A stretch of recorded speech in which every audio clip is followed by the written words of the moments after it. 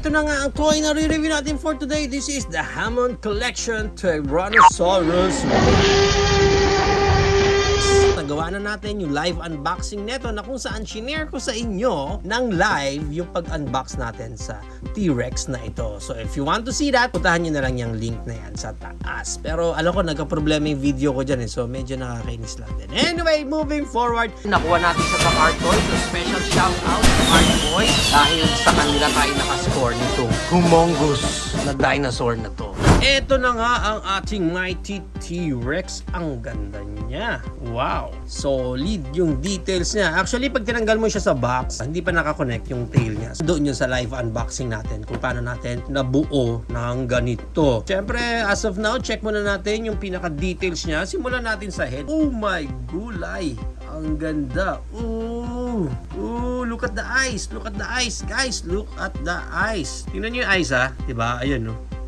Hop, nakataas. Tapos, oh,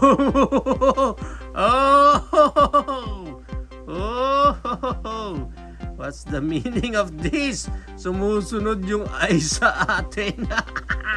Nakakabaliw. Ang galing, ang galing. Yung eyes siya dyan sa kabila. Inaantok. Inaantok yung T-Rex. Inaantok. Pero hindi. Gising pala siya. Ang galing! Grabe! Sa ice pa lang yun, guys. Sa ice pa lang. Ang ganda nung ginawa nila dyan sa ice na yan. Yung mga iba pa niyang details, yung mga wrinkles na dyan. Ang ganda nung parang may mga spike effects pa siya dito. Tapos yung texture niya, ang solid nung texture, guys. Grabe. Nakita niyo yung mga paint up na yan, na parang weathering. Ang ganda nung mga spots na nilagay nila dyan. Nasa face pa lang tayo, guys. Ang ganda, ang solid talaga nung pagkaka-paint sa kanya. Ilalim, okay. Dito sa ilalim, medyo common na lang. And then sa front, sana naglagay sila ng medyo darker brown pa dito sa nose para lang ma-emphasize na may butas ng ilong dyan. Although kita naman, pero mas maganda lang yung effect na alam mong malalim yung part na yan. Kasi nga may dark. So sana, yun, yung brown na to, ganun din yung pinintura nila dyan. Mas okay sana yan. And then yung mga ngipin niya dyan sa labas, yan, naninilaw na. And then, ready to open his mouth. Yeah! Uy, ratcheted, guys. 1, 2. Galing. So, pwedeng ganyan lang yung open ng mouth niya or mas malaking ganyan. Wow! Okay, wow! And then, check natin yung details ng loob ng mouth. Rubber. This one is rubber. Naka-gloves ako pero kung i-feel mo siya ng buo ng talagang kamay mo, medyo creepy din kasi talagang tama nag-wiggle yung part to kasi nga rubber siya. Kaya mas mukhang totoo talaga. Babaw ng mouth niya, wala nang gaano, same lang. And then sa tongue, check natin yung dila niya. Rubberish din yung tongue niya. Grabe. Tongue niya, ang articulation, sa taas meron pa pero bumababa na siya. So pwedeng ganyan or pwedeng mo baba. Galing, no? Even the tongue may articulation. And then, dito sa ilalim ng mouth niya, wala na gaano. Galing dito sa head, wala siyang articulation mismo dito sa batok niya. Wala eh. Kasi ang sunod na articulation niya is dito na sa pinaka-neck niya. And then, yung articulation niya, yan. And then, ganyan. Yan. Pwede ma-up ng ganyan and ma-down ng ganyan. This one is solid plastic. From head hanggang dito, solid plastic. Pagdating dito sa middle part ng neck niya, this one is rubber na. Okay, rubberish na rin itong part. Yung sunod na rin niya na articulation is nandito naman sa part na to. So, meron dito and meron din dito. Yan, pwede ma-wiggle ng ganyan, pwede pang maangat ng ganyan, or mababa ng ganyan. Pagdating dito sa mga T-Rex arms niya, articulation is naiikot na ito ng ganyan. Ma-rotate yan, the usual pa rin naman, pero may articulation na siya dito sa mismong elbow niya. Ang cute! And then, di lang yan, meron na rin dito sa pinaka-daliri niya.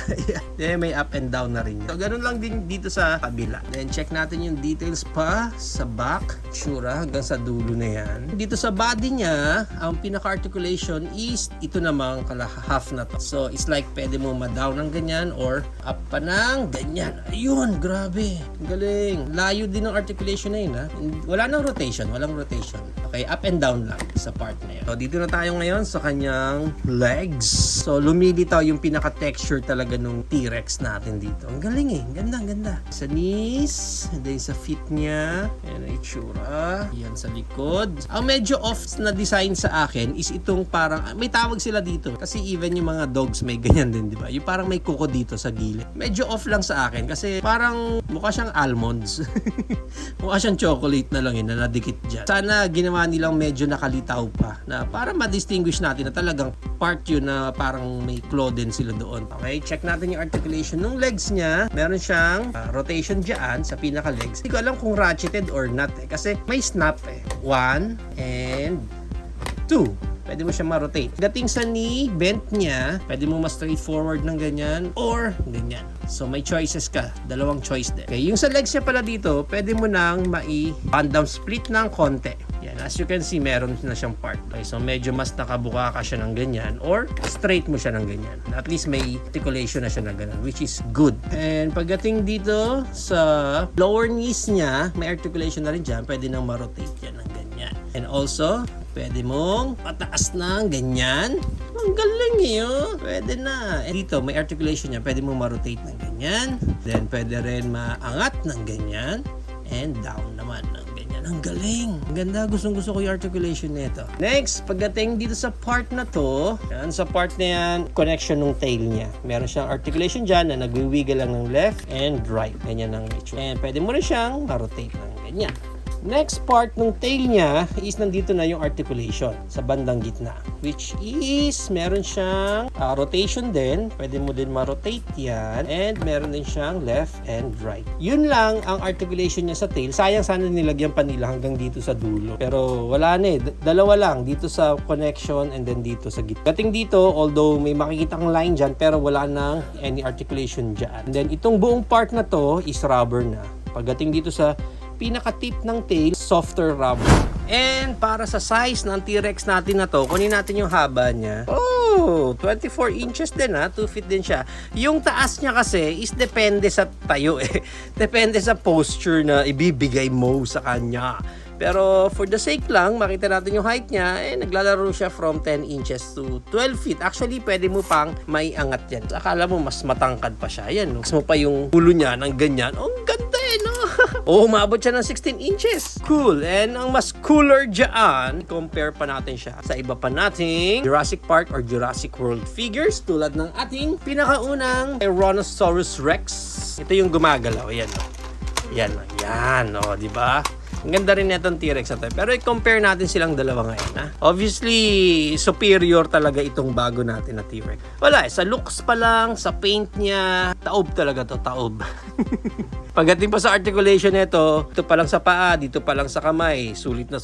Dito, talagang yan lang yan. Yan lang yung articulation niya. So, wala, tabingi itong T-Rex na to. Ang maganda niyan, i-compare pa natin siya sa ating Hammond collection din na Triceratops. Parang luging Triceratops natin. Parang medyo maliit. Nalilitan ako sa Triceratops ngayon dahil sa mga T-Rex natin. I think mag-work pa rin naman yung scaling nila. And then, syempre, sikin na natin silang lahat. Dito yung ating Jurassic World, Mosasaur. Si Mosasaur yung nagligtas doon sa buhay ng T-Rex natin, doon sa Jurassic World. And then, syempre, ilagay na rin natin ang ating Dreadnoughtus, pero hindi ko alam kung paano natin gagawin. Hindi na makita, guys! Ayan, basta ganyan ang kanilang mga size. So far, yan ang ating size comparison. Grabe, siksikan.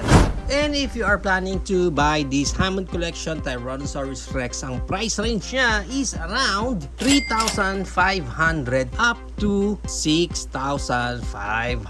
Depende na lang again kung saan market kayo makakuha ng specific copy nyo nito. Kaya now guys, ito na ang ating Hammond Collection Tyrannosaurus Rex. Grabe, what do you think of this T-Rex, guys? Is it a go for you or a no for you? Whatever your thoughts, please comment it down below. But for me, sulit.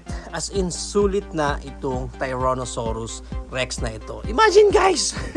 Sinong toy na T-Rex ang kayang gumawa niyan other than Godzilla? Get mo si Godzilla? Diba si Godzilla lang may kaya niya, no? O kulang na lang, lagyan natin siya dito ng radioactive niya. O, dito pa lang super sulit na. How much more pag articulate mo na siya? Ba? Sa akin, pagdating sa mga toys ko, pagdating sa mga collections ko, yung playability niya is malaking part yun para sa akin. Pwede mo siyang i-display lang kasi ang ganda nga ng articulation niya, posing accordingly sa gusto mo, or pag ganyan, no? O, diba? Para siyang malungkot na T-Rex. T-Rex. And how much more, nilaro mo na talaga siya. Grabe, ang ganda. Ang ganda ng articulation. Dito pa lang sa T-Rex hands niya, pagdating sa articulation niya, dito sa paa niya. Ang dami mong posing na pwedeng magawa sa T-Rex na to. Yung playability niya, talagang sulit na sulit. Ang ganda eh. Wala akong masabi dito sa T-Rex na to. For me, hindi ako nagsisisi na kumuha nito. If you are a Jurassic Park collector or Jurassic World or into a dinosaur collection din, itong T-Rex na to, dapat meron ka nito sa collection mo. And don't forget guys, yung mata niyang nakakatakot.